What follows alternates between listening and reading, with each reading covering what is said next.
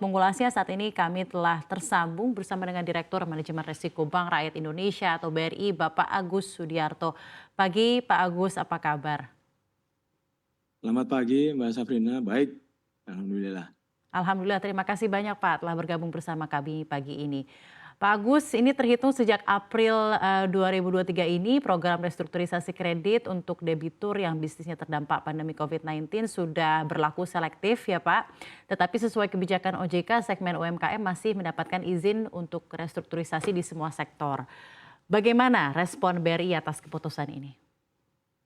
Ya, baik, makasih Mbak Safrina. Saya kira ini salah satu putusan yang baik ya buat dari OJK terkait dengan pandemik di tahun 2020 yang lalu, mengeluarkan berbagai kebijakan yang sifatnya relaksasi terkait perhitungan pencadangan maupun penggolongan kolektibilitas. Di 2022 kemarin memang diperpanjang sampai dengan Maret 2024, tetapi sangat selektif, baik dari segi regionalisasi maupun dari segi sektor usahanya. Beberapa sektor usaha yang masih diberikan relaksasi diantaranya adalah mengenai penyediaan akomodasi, makan dan minum atau kita dalam bahasa sehari-hari kita sebut sebagai industri sektor horeca, hotel, restoran dan kafe, kemudian tekstil dan produk tekstil. Serta untuk wilayahnya adalah untuk wilayah di Bali. Jadi khusus untuk wilayah Bali hampir semua sektor masih berlaku dan segmennya adalah segmen di UMKM. Jadi di segmen UMKM di Bali semuanya masih berlaku, tapi untuk di wilayah di luar Bali hanya di sektor-sektor tertentu, yaitu tadi yang saya sebutkan di horeca, tekstil, produk tekstil dan alas kaki. Ini sesuai dengan keputusan Dewan Komisioner OJK di nomor 34 di 25 November tahun yang lalu, Mbak Safrina. Dan juga Di mengacu BRI data. sendiri, Baik Pak Agus, dan silakan. mengacu data Ya. OJK, kedepannya outstanding restrukturisasi kredit di industri perbankan juga sudah mencapai 372,07 triliun rupiah ya Pak ya pada akhir Mei, dan juga nilai restrukturisasi kredit di industri ini juga memang sudah turun signifikan dibandingkan pada saat pandemi lalu. Tanggapan Anda Pak Agus terhadap situasi ini dan juga sebagaimana update kondisi outstanding restrukturisasi kredit di BRI saat ini Pak? Ya, terima kasih Pak. Jadi ya kita bersyukur bahwa kondisi pandemik ini terus berangsur pulih, bahkan beberapa waktu yang lalu Presiden sendiri sudah menyampaikan bahwa secara resmi sudah tidak ada lagi, sudah berakhir. Dan ini juga seiring dengan kondisi yang semakin membaik, portofolio restru yang ada di perbankan termasuk yang ada di BRI juga terus menurun.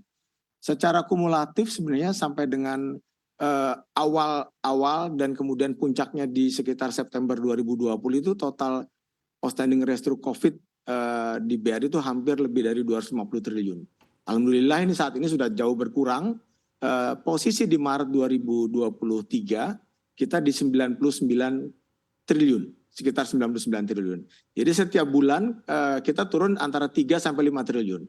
Mudah-mudahan kondisi yang 90 triliunan ini kami bisa manage sehingga akhir tahun ini akan terus menurun dan bisa menyesuaikan dengan nanti berakhirnya relaksasi di Maret 2024 nanti. Mungkin begitu Bu, Mbak Safrina. Dan juga bagaimana tanggapan Anda sampai setelah Maret 2024 dan juga outlook Anda mengenai restrukturisasi dan outstanding dari kredit setelah Maret 2024 nanti, Pak Agus? Sebenarnya kalau kita bicara dengan masa-masa sebelum pandemik, restru kredit pasti ada. Pasti ada, itulah bagian dari bisnis yang ada di perbankan, industri perbankan. Namun memang jumlahnya tidak seperti pada masa-masa pandemik, di mana pada saat itu debitur-debitur semua segmen, apalagi kami yang fokus di UMKM tuh sangat terdampak dengan adanya pandemik ini. Hanya kisarannya biasanya kami di single digit.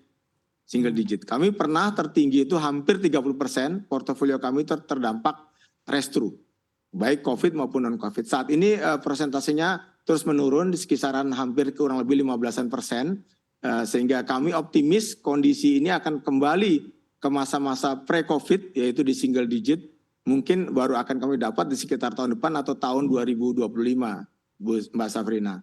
Ini terus kami lakukan berbagai upaya, baik penagihan maupun restrukturisasi, karena penurunan tadi yang dari 250-an triliun menjadi 99 triliun di posisi bulan Maret, sebagian terbesar itu juga disebabkan karena pembayaran dari nasabah sendiri. Kemudian sebagian lainnya karena memang kondisi nasabah yang membaik, sehingga kami lakukan yang kami sebut sebagai unflagging.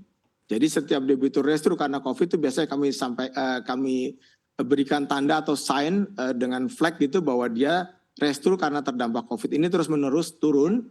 Tadi 100 triliun karena adanya pembayaran dari nasabah sendiri, dan kemudian sekitar 40-an triliun, 42 triliun itu kami lakukan unflag karena kondisinya memang cenderung membaik dan kembali kepada situasi sebelum pandemik. Sebagian lainnya masih stay baik karena dia posisinya masih NPL ataupun karena dia sudah kita lakukan hapus buku. Mungkin itu Mbak Safrina. Baik, Pak Agus. Jadi optimistis akan kembali ke level single digit lagi di tahun depan seiring dengan pemulihan ekonomi dan juga status ekonomi serta permintaan kredit yang semakin membaik dan juga pembayaran nasabah tadi ya Pak yang juga cukup membantu. Baik, Pak Agus, dialog